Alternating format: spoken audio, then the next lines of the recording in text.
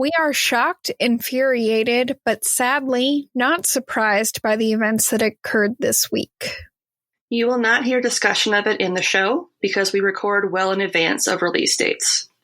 But we want our nation and the world to know that these events have never and will never truly represent this country and her people. We stand with you, America.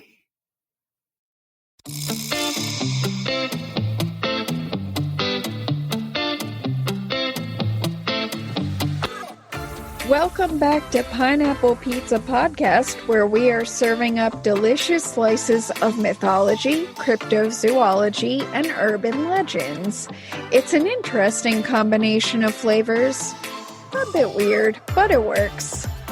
Today's special is Greco-Roman mythology. I'm your hostess, Ashley. And I am her very short helper, Emily. And I am her medium-ish helper, Lindsay. We're all getting to know each other. Vertically challenged over here. It's true, but she's adorable, so it evens out. Okay, so today we're going to be talking about Oedipus Rex. Ooh. So mentally prepare yourself because there's going to be some incest and there's nothing I can do about it. I am really not surprised that you picked this story. I know this story so well I could tell it in my sleep, or maybe backwards and drunk, but I don't want to test that. Well, this kind of goes back to your academic background, doesn't it? Yeah, it does. Yeah. I've read these plays like 1,000,000 times, but they're based on the actual myth, so it works out. Okay, we'll do our source rundown before I dive into the story, because once we get to the incest, we're not turning back around. So I used 2 plays by Sophocles, Oedipus Rex and Oedipus at Colonus, and I used editions that were translated by Lewis Campbell because I don't read Greek. Fair. I don't either. No, it's too hard. I know some Latin. I don't know any Greek. Can't do it. I used an article by Alice Barnes Brown called The Oracle at... I can't do this word. All right, take 3. The Oracle of Delphi, How the Ancient Greeks Relied on One Woman's Divine Visions. And that's from History Answers UK. I used a page from Encyclopedia Mythica on the Moray.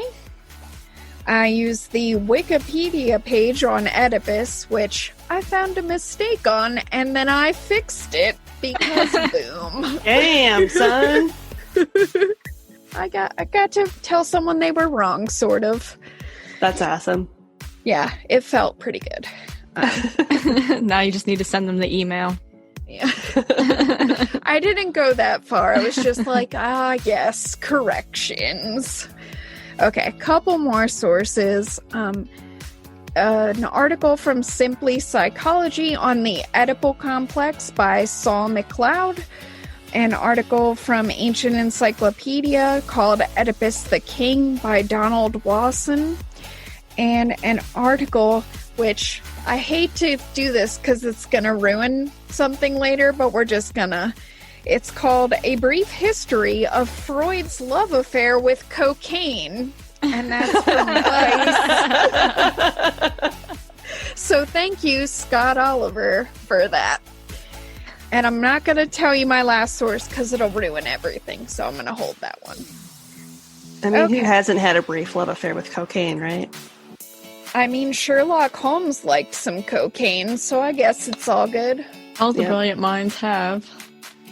I must not be very brilliant then. I'm just teasing. Okay, so before we dive into the huge mess that is this story, we gotta do our context so that we're all on the same page.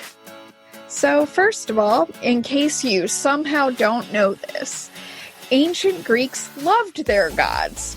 Sometimes a little too literally, if you know what I'm saying. Bow chicka bow bow. So they loved them so much they actually had 2 generations of deities. The first generation is the Titans, who were basically the parents to the Olympians, which is the group of gods and goddesses that most of us are more familiar with. One way that ordinary humans could attempt to learn the will of the gods was by visiting oracles. An oracle was a human woman who had the ability to communicate with the gods, and this role couldn't be filled by just anybody. Initially, young, attractive, virginal women were said to be the best possible vessels. But because men can be kinda gross if they're alone with beautiful women and there are no witnesses around, that didn't work out so well. So they started using older women, normally 50 years and up, to fulfill these roles. And generally these women were selected from among the priestesses, and for the oracle at Delphi, specifically from the temple at Delphi. You okay, Emily? I am just picturing when they made that policy change, and the first guy that goes to visit goes walking in like, yeah, I'm going to check that. And just the sheer disappointment of, oh. It probably like whenever didn't like a go social over well. media platform updates and you're like, I know what I'm getting myself into. No, I don't. I'm full of disappointment right now. It's kind of like when somebody puts their profile picture up and it doesn't look at anything like them. You meet them in person and you're like, yeah, you totally lied about that, didn't you? False advertising. That's, I think, what that guy was feeling the first time he went. That picture's 10 years old and very carefully lit. How dare you? Or possibly at this point, 40 years old. Yeah. In that vein, yeah. Okay, so an oracle would have to go through a purification process before communicating with the gods. So that would involve fasting, drinking holy water, and bathing in a sacred spring. Gotta be nice and clean, apparently, or Zeus won't talk to you. I don't buy it, but that was their logic. I mean, if you were a god, do you really want to come down and get face-to-face with a bunch of stinky-ass humans? I mean, I've read some myths where they definitely don't mind getting down and dirty. I don't think anybody bathed in a sacred spring before that. That's fair, that's fair. But you're right. Stinky people are not good. Not everybody has a sacred spring in their bathroom. That's true. I don't. I don't either. That was extra. That wasn't included with the house. Oh, okay. I can see that. You got the basic model. Okay, so the oracle would enter a holy trance induced by, and I'm going to air quote this, magical vapors. I go in those kind of trances too every once in a while. Yeah? Is it fun? Do you get messages from the gods? It usually says you should eat some snacks.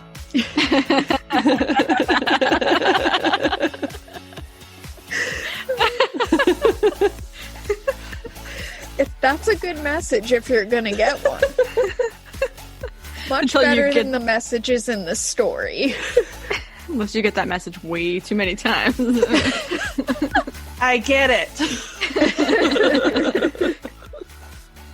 Exactly where these vapors came from is still something of a mystery, but I think it's safe to say they had a psychedelic effect on the oracles. Anyway, this would allow the oracle to enter the divine realm, where she communicated with the gods to find out their will. People from all walks of life would visit her to consult on important matters, hoping to learn the divine will so they could use it to guide their life and their choices. The Moirae were 3 women, sometimes referred to as the Fates in Greek mythology. And basically, they are responsible for assigning each person their share, because that's like a direct translation of the root of the word moire, in life and play a significant role in determining the fate of individual humans.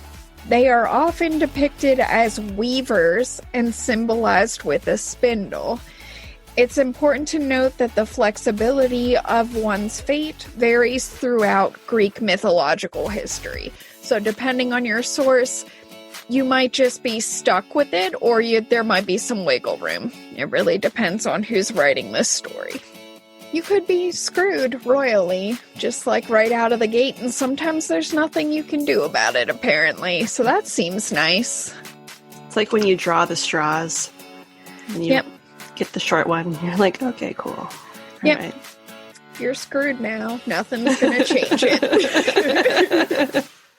Various versions of the myth of Oedipus can be found in works by several famous ancient Greek writers, including Homer, who I think everybody's heard of because of the Odyssey and the Iliad, Hesiod, Pindar, Aeschylus, Euripides, and the most famous story is from Sophocles, who wrote a trilogy of plays. And that's going to be our main source for the myth itself, because otherwise I get to sit here and be like, okay, in this version he does this, and in this version he does this, and in this version they all do this. And no, we're not doing that. Sophocles it is across the board.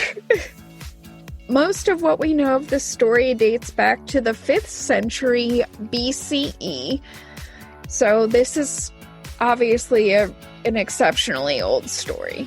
So let's get into it, because it's weird and it's wild. Are you ready for this, Lindsay? I'm ready. I'm going to take another sip of water so I can be ready to comment. Do you know anything about Oedipus? Well, she's in for a ride. Oh, I'm like a kid in a went candy to art store school. I didn't have to read classic literature. Yeah, he had some problems. Oedipus is a dirty, dirty boy. I think that's a fair ready. Assessment. I'm ready with some Lannister jokes. So. All right. You can throw them out there. It's going to be good. All right, let's dive into the myth itself. When King Laius and Queen Jocasta of Thebes were expecting a child, Laius decided to seek the counsel of the oracle at Delphi. The oracle told Laius that if he had a son, that child would be destined to kill his father and marry his mother. Off to a great start. Yeah. It's going to be a great day for Laius, right? I mean, hey, your progeny's going to kill you and then make off with your wife. It's going to be awesome. Congrats on your baby boy. Not Mazel the tov. same real party they wanted. No, I can't imagine this is how they wanted this to go. Laius was understandably horrified. Yeah. And his fears were amplified when Queen Jocasta did, in fact, give birth to a baby boy. What are the chances? I don't know. Like Bum, bum, bum. 50-50? Oh. The coin toss went the wrong way, and the baby was a boy.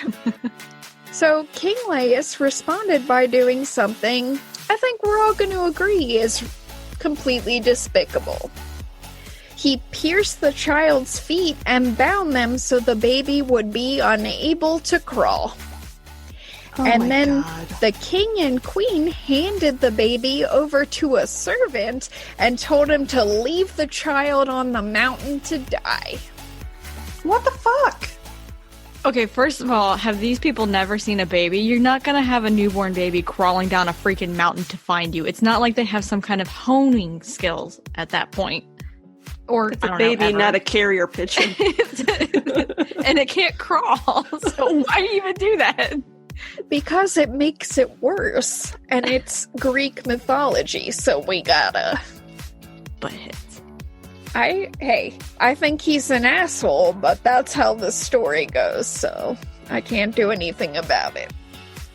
The servant, unable to bear the thought of leaving the child to certain death, instead handed the infant over to a shepherd in Corinth. Eventually, the child was passed over to King Polybius and Queen Merope of Corinth to raise as their own, since they had no children. They named the boy Oedipus, which literally means swollen foot. Oh my god! You know, because the foot piercing. Caesar means big nose. So when you eat a Caesar salad, you're eating a big nose salad. Yeah, but you're not eating a swollen foot salad. You know what I mean? Like, that's way worse. This is what you shall be known as for life. You are now swollen foot. Go forth and prosper. You meet somebody First new of your and name. they're like, what's the backstory on that? He's like, well, and then he like puts his giant swollen foot on the table. Oh! Makes sense. Yeah, I can see where they got that. Inspired choice, really. You meant literally. Okay. Sorry, Emily. I'm okay. Trying not to spit out my water. Fun fact, the word edema comes from this same Greek root word, because it also means swelling. Oh, so like lymphedema, swollen lymph nodes. I threw that in there for it. you, because you science. Lindsay's like, okay. I'm like, I'm learning stuff. Polybius and Merope loved Oedipus and brought him up to believe he was their biological son. So he was raised as a prince and had the arrogance and the attitude to match the position. But not the feet. No, not the feet. Swollen foot. That sucker right in his place. Prince up top, pauper down below. Swollen head and swollen feet. One day, a drunk told Oedipus that he was a bastard, aka he was not the biological son of the king and queen of Corinth. This led Oedipus to angrily confront the parents who'd raised him and demand answers. Polybius and Merope vehemently denied the drunk's story, insisting they were truly his biological parents. So wait, was it common knowledge to everybody in the kingdom that he wasn't their biological son? In Corinth, probably, because, like, 1 minute the queen's not even pregnant, and the next there's a baby. Might be a little bit suspicious. Yeah. In a quest for answers, Oedipus goes to the oracle at Delphi. Yes, the same one. I bet she's like, Yes, that's the exact face that she made, and she did the fingers because she was so excited. She's like, yes, yes. I've been waiting for you. Come, child, let me see your cloven foot. I can do this. It's gonna be fine. So anyway, she told him, surprise, surprise, that his destiny was to kill his father and marry his mother.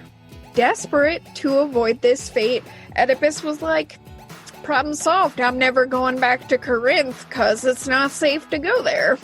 And so instead, he went to Thebes because it was closer to Delphi. I see what's happening here. Uh-huh. I think she's got it. Some lost in translation stuff going on. Oh, this story.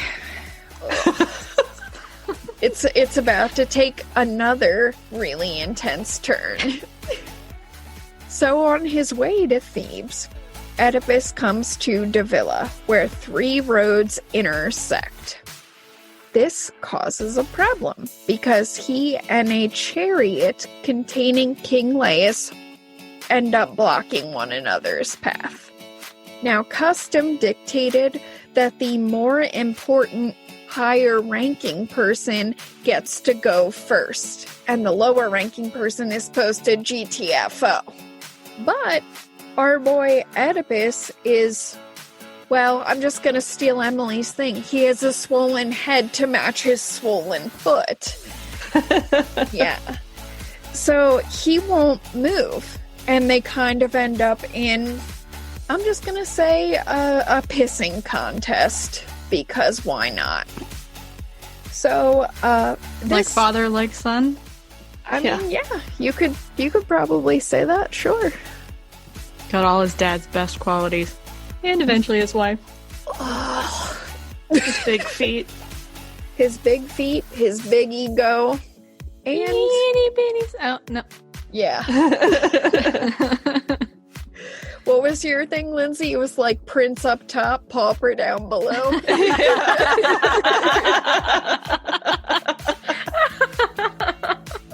So anyway, they are arguing and no one will move. And then finally, the charioteer tries to run Oedipus over. Yeah. Okay. Listen, I don't know how people make decisions. This isn't what I would have done, but hey. You know, I thought that seemed like the next logical step. Run him down. Kill him. I'm sure there's no way around him. Might as well just run him over. Well, you'd have to, like, step in the mud or something. Like, who's gonna do that? Yeah. Just kill him. Especially when you don't have paved roads to begin with, so... It's just road rage, it's fine. Yeah, it definitely ends super well. We should just stop the story right here. They all made up and had pizza. Do you think Russia used to have, like, ancient road rage issues? Probably. If they had the cameras back then. Have you ever seen the, like, Russian... On YouTube? Oh, yeah. But in chariots.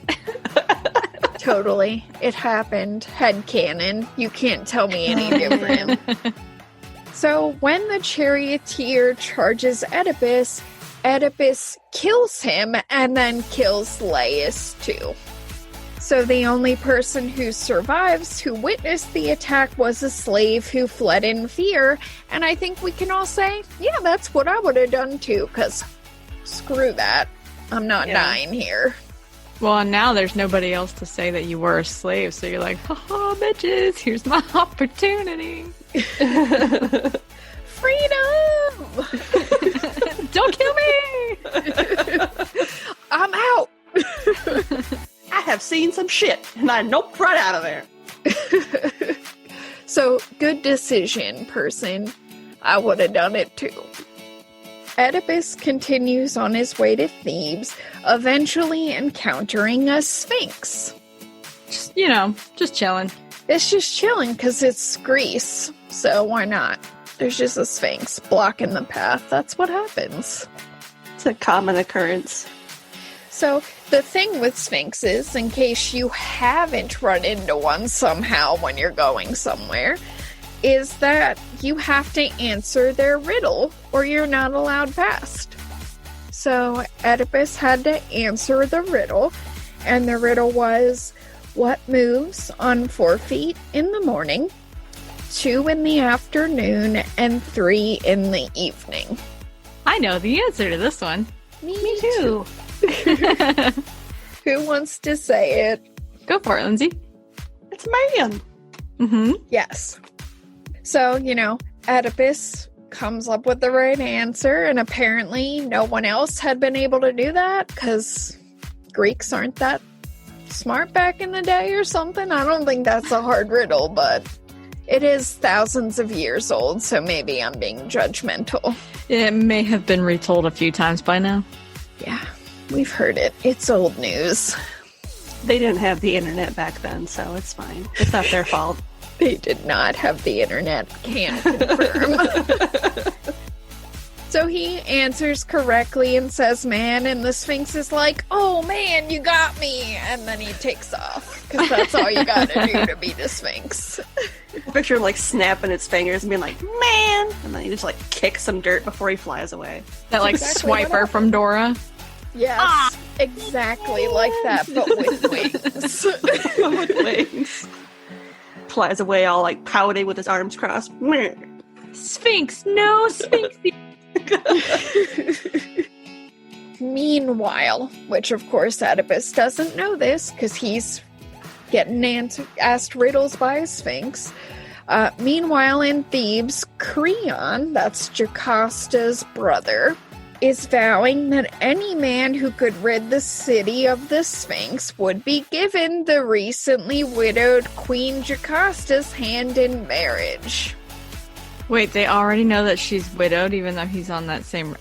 Well, that was fast. Well, time passed. I whittled it down so that I don't turn into that one season of Game of Thrones where they're just walking the whole time. So we're doing like the season 8 version of this where we're like, they left in the next episode. They're there already.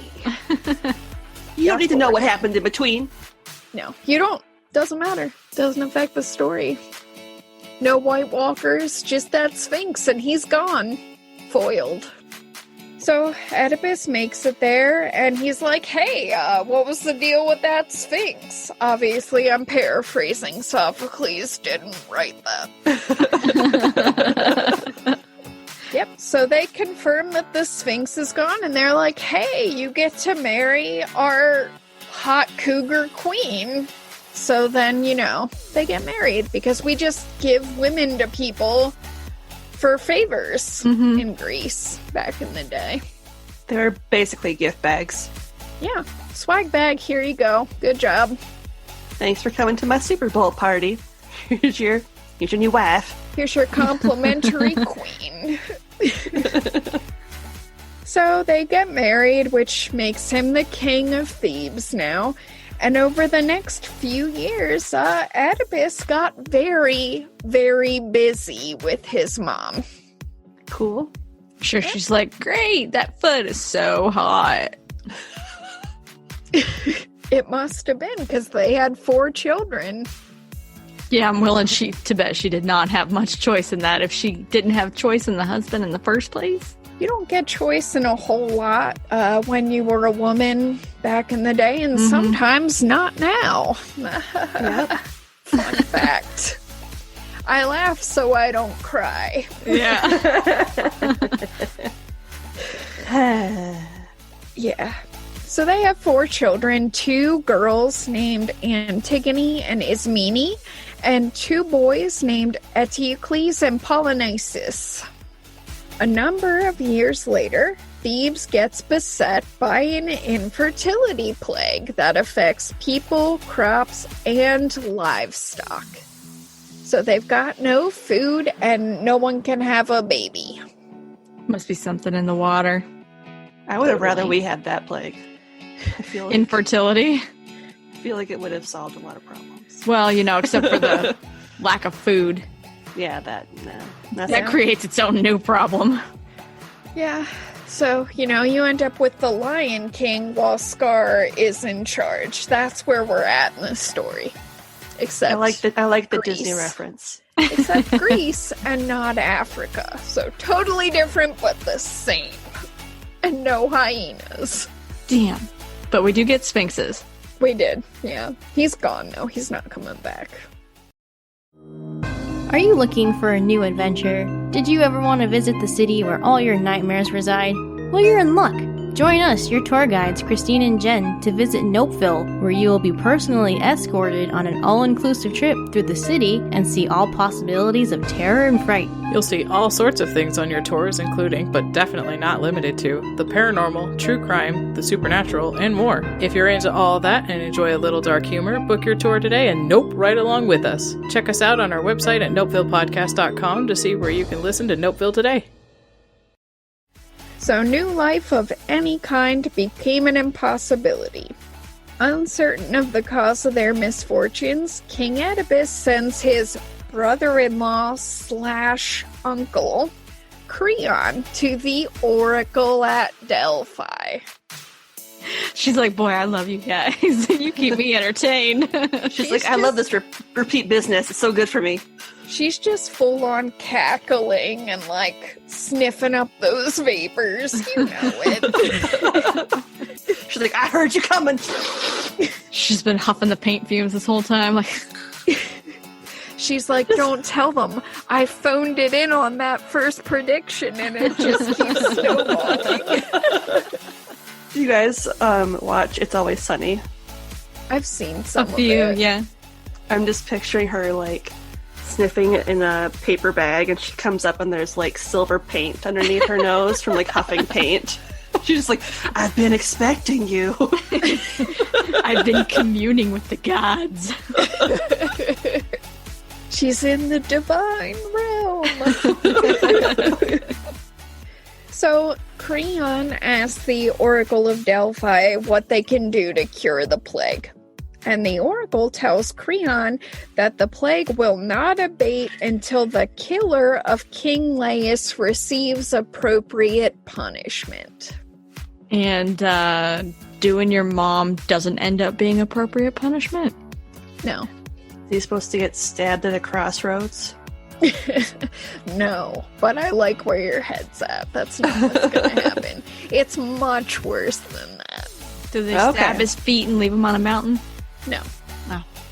Nope. Do they take No away more his foot feet? piercing. No foot piercings. No. It's gonna be bad. So, Creon delivers the news to the king, and Oedipus. Ooh, he personally vows to seek out and punish the murderer. Womp womp.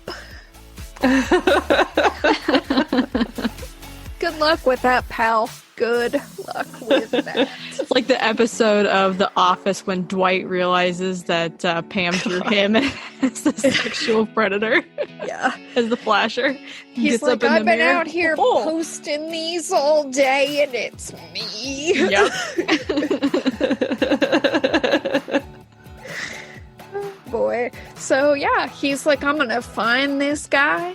I'm gonna send him into exile. Plague's gonna be over. I'm gonna be the best again. Nope. Sorry. So Creon's like, hey, I know who we should ask for help. Let's get the aid of the blind prophet Tiresias so we can find out who the murderer is. Because he clearly saw. He's a prophet, but that was mean. Sorry. Blind people know things too. He's not going to be able to pick him out of a lineup, I don't think. He doesn't need to see. He knows. He knows things. So they send for Tiresias. You're gonna make it, Emily? Sorry. I'm an asshole. I'm sorry. It's just the first thing that popped into my head. There's not gonna be a lineup. It's not gonna be like that cool cold open on Brooklyn Nine-Nine where they end up singing the Backstreet Boys and then she picks out the guy. That's not gonna happen. Sorry. So Tiresias arrives. And he's like, hey, Oedipus, no reason, but I don't think you should do this. I don't think you want to do this. Maybe don't do it. Probably not a good idea. And Oedipus is like, what are you even talking about? I need to find this person and punish them. We have to get rid of the plague. Like, what are you talking about? Anyway, they get into a huge shouting match because, as we already know, Oedipus is not a chill person. He doesn't take bad news well. So yeah, he just won't let it go, and it devolves to the point where Tiresias is finally just like, it was you, Kay. Oh my god, that face. It was you! It was you. I told you not to do this. You pushed me. It was you. I hope you're happy, asshole. He wasn't happy, in case anyone's wondering. I broke Lindsay. Oh god, your face was so good. You really got in character on that one. It was you! I feel like you've been in his position before. Probably, yeah. I mean, who hasn't? Okay. So, he announces that Oedipus is the one that killed King Laius, and then he's like, oh, and by the way, you're living a shameful life, and you don't even know who your parents are. Burn. And he's like, I do too. They named me. They named me Swollen Foot. Like I know who my mommy is. Don't you talk to me. All I can think is like The Land Before Time, Swollen Foot. Littlefoot, meet your cousin, Swollen Foot. He's kind of an asshole. He's definitely kind of an asshole. Did you ever wonder why you didn't have a dad growing up? Because he killed him. I can finish this. It's gonna be fun. Do it. So, enraged, Oedipus blames Creon because he thinks his brunkle put the prophet up to besmirching his name. So then Queen Jocasta's like, shit, I need to diffuse this because now my husband is mad at my brother. So she gets in there and tries to play peacemaker. And for some reason that I don't totally understand, she's like, you know what would help? I'm going to tell you about how we decided to kill our firstborn son because, you know, he was going to kill my husband. Seems like a good story. It's definitely going to calm everyone down. If you think this is bad, wait until you hear this. So, the way she told the story, she set it up so the moral would be that sometimes prophecies are wrong because her husband did not die from her son because her son was already dead for a long time because they killed him.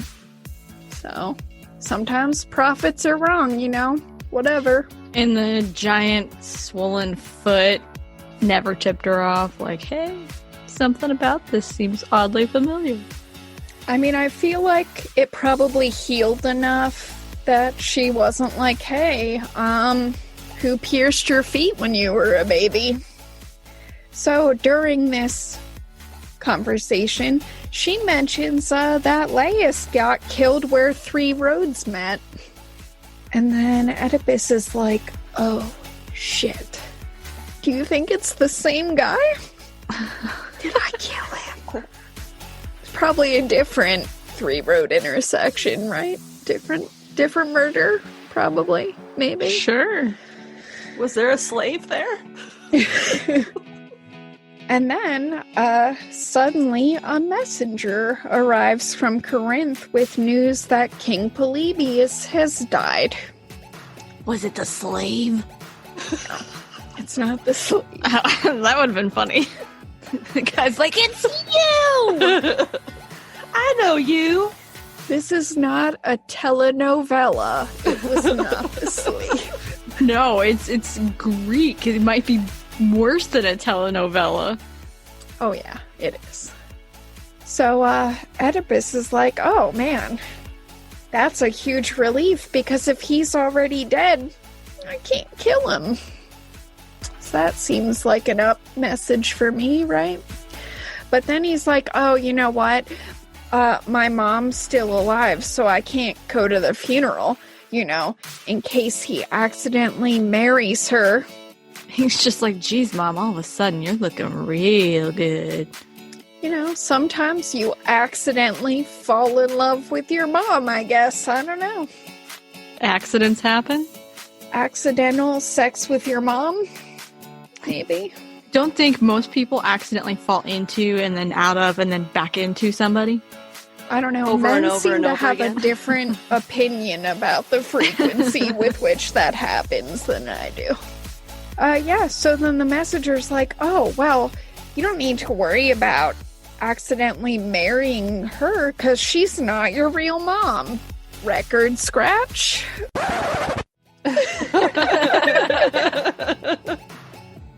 He brought his own gramophone. Like, Yep. scratch the record. Or, but yeah, he's like, oh, it's totally fine because you were adopted. So, even if you did marry her, would be kind of weird, but like not that big of a deal. Except, you know, kind of a big deal. Anyway, it turns out the messenger was the person who gave the baby to Polybius and Merope in the first place. Oh, plot twist. So it was a, hey, I know you Totally. situation. You were close. You were close. Woo. So, around this time, Jocasta's like, oh my god, I know what we're about to find out, and I can't mentally handle it. So she tries to derail everything. She's like, hey, Oedipus, let's just let it go. We're not gonna find out the answers. Let's not dig into this anymore. But, our boy Oedipus is kind of a dumbass. So he thinks the reason she's upset is that he might be low-born and not worth being married to a queen.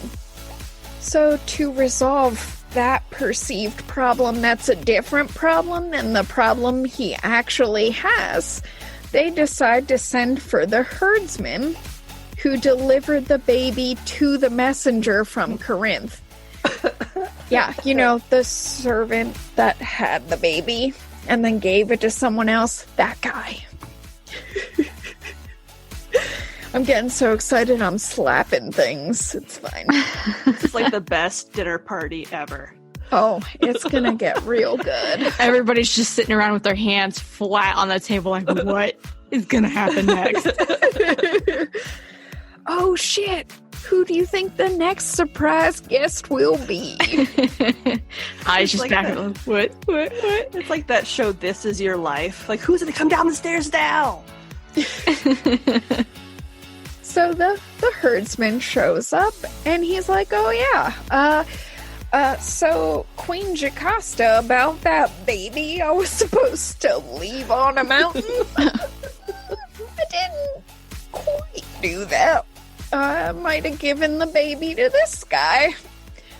So yeah, now everybody knows that Oedipus has been fucking his mom. And I know I'm not supposed to say the F word, but I did. Been boinking his mom. They have been boning so much. He was like, I came out of that. I enjoyed it so much. I want to go back in. Sorry. Over and over and over again. No. To completion several times. At least 4, right? At least 4. At least 4, but let's be honest, we know it was more than that. We know.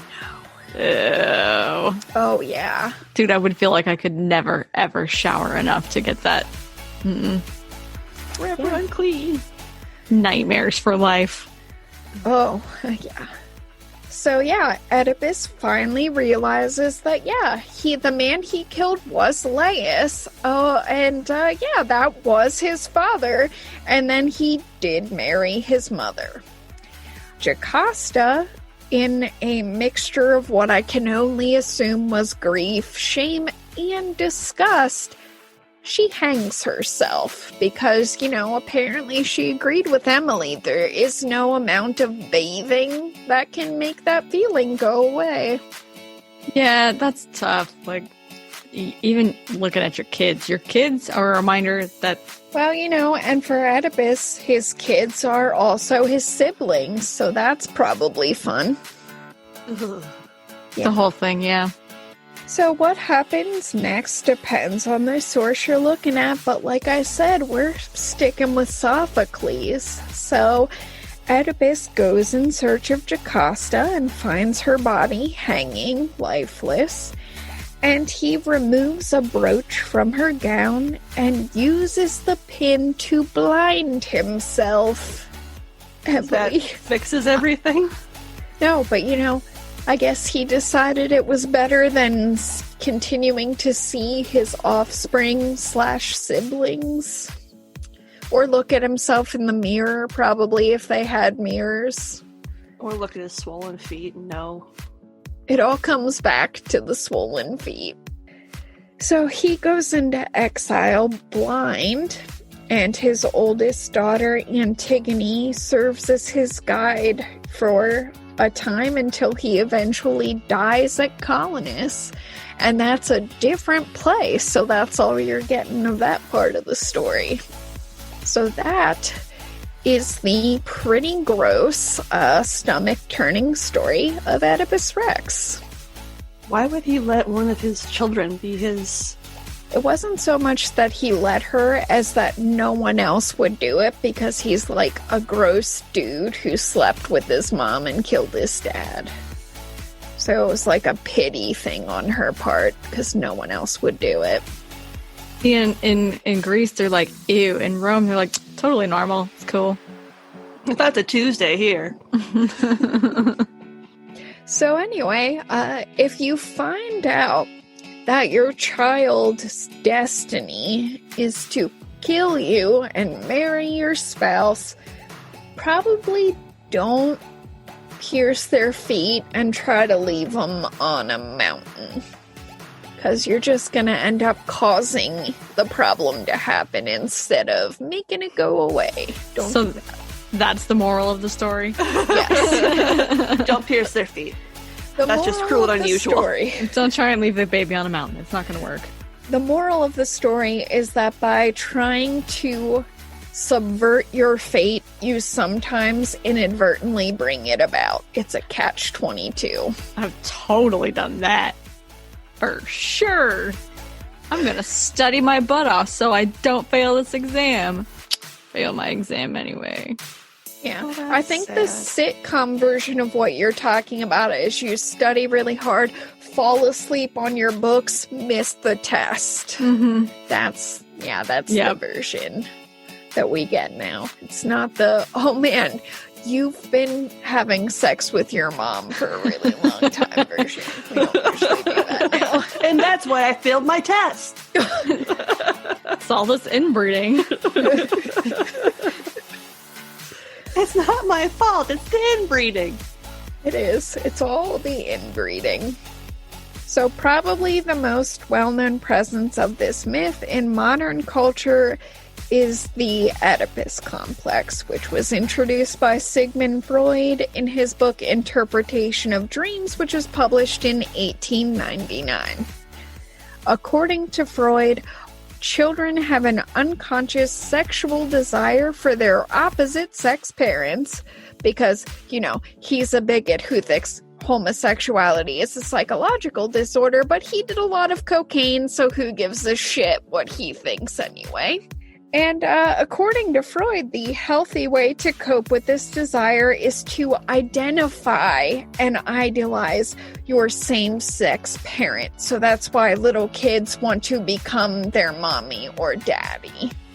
But I think more broadly, this myth relates to very common human anxieties about whether or not we actually have the ability to shape our own destinies, or if we sometimes cause our own downfall by seeking to assert our free will in situations where we don't have the control we'd like to have. There are lots of modern examples of this as a broader theme, but one of my personal favorites is the show Jane the Virgin, which was on the CW for like 5 seasons.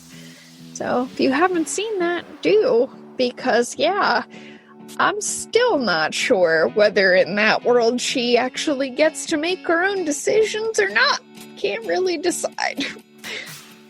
I think it probably works for Supernatural too, though, in a lot of different ways, if you think about it, because look at the freaking Winchesters. Mm-hmm. And they still come back around time and time again to the same issues. The same problems over and over again, no matter what decisions they make or roads they go down. The apocalypse is nigh. So basically, the CW wants you to question your free will, probably. But that wasn't enough for me because, well, I'm me. So I picked out a more specific, wow. It's a good new word. I am struggling with life. A more specific example, which they're separate words, not one word that gets pushed together, because my brain sucks today. But here is my version of this myth that I picked out. The show Bates Motel. Oh, yeah. Well, even the movie. Yeah, but it doesn't work as well with the movie Psycho as it does with Bates Motel because we don't Okay, number one, Norman's mom's not a real character in that movie because she's already been dead. Right. So we're just getting his projections of her, not the actual woman. And then we don't really get Norman's backstory, but that's all that Bates Motel is, basically, is let's look at how a person could become the Norman Bates that we end up with in Psycho. So if you haven't seen it, it's centered around Norman Bates still, except pre-Hitchcock's Psycho, and it fleshes out the backstory of the iconic Mama's Boy, enabling viewers to take a closer look at what it takes to make a homegrown homicidal maniac. The show begins with Norman's father already dead, but we eventually discover, through flashbacks, that Norman killed his dad because he was abusing Norman's mom. So yeah, Norman Bates literally killed his dad. And while I think we can all agree taking out a domestic abuser is a much better motive than he was in my way on a road, it still happened. So it still works. And while Norman, and by the way, have either of you seen Bates Motel? The show? No. Okay. I've seen the Psycho movie, but... Yeah. So Norman's mom's name in Bates Motel is Norma. Oh my god. Yeah. That's weird. Make that face. I don't like it. Oh, it's gonna get worse. So while Norman and Norma obviously don't get married because that would be illegal for us, the closest thing we can get to that taboo is a sexual relationship in Bates Motel. And while they don't actually have sex on screen, there is a whole hell of a lot of inappropriate behavior, including romantic kissing, spooning, and spending the night in the same bed. Mouth to mouth. So messed up. And the gross part is you know that this stuff happens in real life. Oh, yeah. It's absolutely inspired by real life people. I mean, Norman Bates is partially based on Ed Gein, so... I was just thinking the same thing. I was thinking the same thing. I was like, oh, it's like our boy Ed Gein. Yep, he's partially based on him, so hell yeah, it's like that. Except without the nipple belts and skull bowls. That you know of. That we know of. That was a separate room in the motel. That's where Mom kept all her evening wear. Gross. And the vibrating bed that you put the quarters in. Ew. Oh, magic fingers. Magic fingers, nipple belts, and incest. Yeah, that makes for a really gross show. Yeah. Like, what is this? Yeah. Oh, yeah. We also, by the way, get multiple episodes where we have super creepy fantasies in Norman's head brought to life, where he's like envisioning his mother as Marilyn Monroe, basically. And it's real gross. But also, I kept watching it because that's who I am and I have to confront that. And what I'm going to say to finish this out, by the way, is kind of it is a spoiler for Bates Motel. So if you haven't seen it and you don't want to know how it ends, don't listen to what I'm about to say. But the reason Norman kills Norma in Bates Motel, since that question's also not really answered in Psycho, is that she marries someone and he's jealous of their relationship with each other. So he kills her. So he kills her instead of killing the competition? Yeah. He kills her and then he keeps her body. You saw Psycho. Yeah, I did. Yeah, I know. But I'm just thinking about if he had those kinds of feelings. She's a life-size Barbie. And by the way, we can't rule out necrophilia. That's exactly what I'm thinking. Like that one doctor that dug up the chick and kept her around for like 10 years. Oh, yeah. I can't remember his name. You know who I'm talking about, though, right? Yeah. There was that beautiful, like, Hispanic woman. Carl Tanzler. Yeah, that sounds right. So, I mean, I didn't finish every single episode. Like, I quit after he killed her because I was like, oh, okay, that's why. But I can't say... It was on A&E, so I doubt they would have even implied necrophilia, but I'm just gonna say maybe. Maybe it happened. So I don't know, because I didn't finish the show the rest of the way after. I just wanted to see what happened when he finally killed her, basically, and I got that.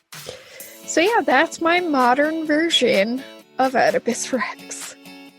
He's not a king, but he is a hotel manager. He's So king of very the close. kingdom. He holds all the keys to the kingdom. And he has peepholes, and he will use them. Blech. Gross.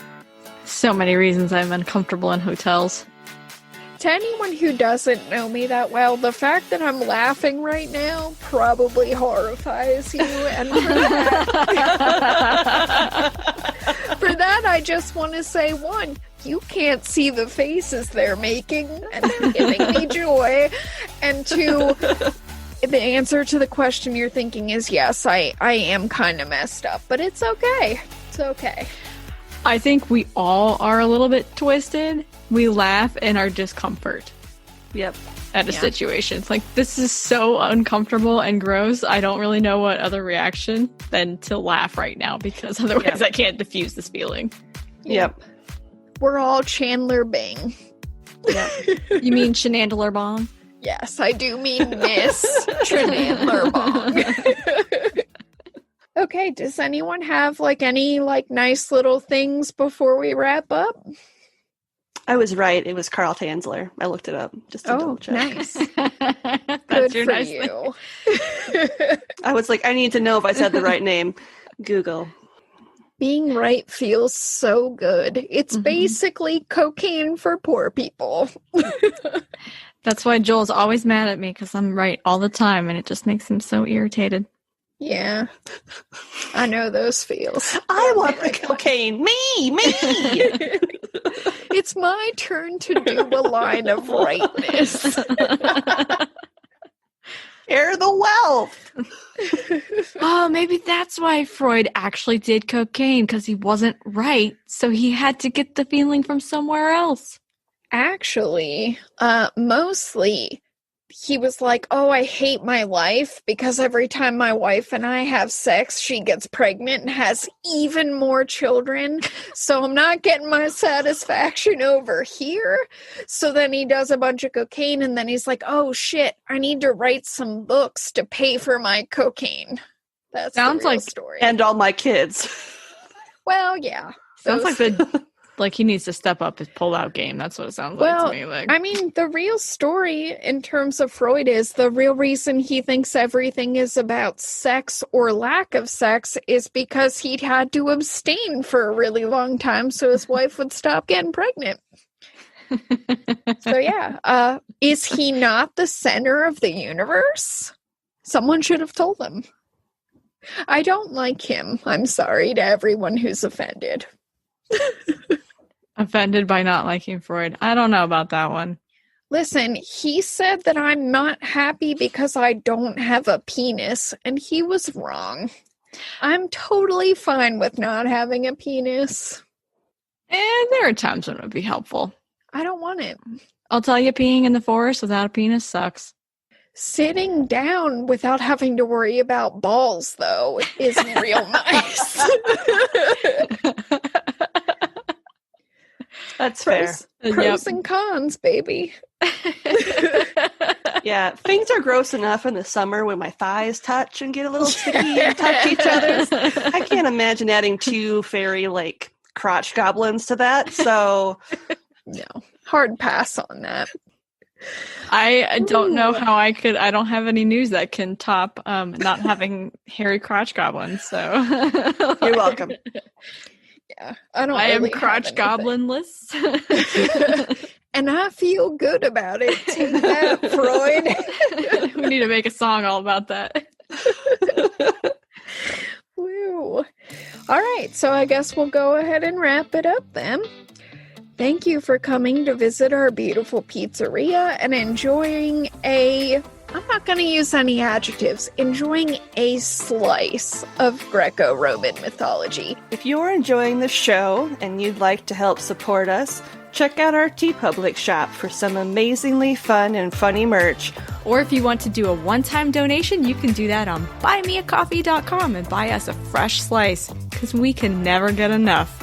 Of basically anything, if we're being honest. If you absolutely love the show and you want to check out some fantastic bonus content, you can become a donor on Patreon and earn all kinds of amazing benefits. We have 3 tiers to accommodate almost any budget. The $3 Mythbuster, $7 Cryptid Hunter, and $15 Storyteller. Become a patron today and start enjoying all the perks and extra content right away. Don't forget, you can find us on Twitter and Instagram at PineAppPizzaPod. That's PineApp, A-P-P, Pizza Pod. You can also send us questions, comments, and topic ideas at pineappizzapod@gmail.com. Remember, there's the 2 P's in app. Otherwise, you're emailing someone else, and I don't want to be held responsible for that. Thanks for stopping in for some deliciously weird morsels, and just remember, no matter how you slice it, you're awesome. And we love you.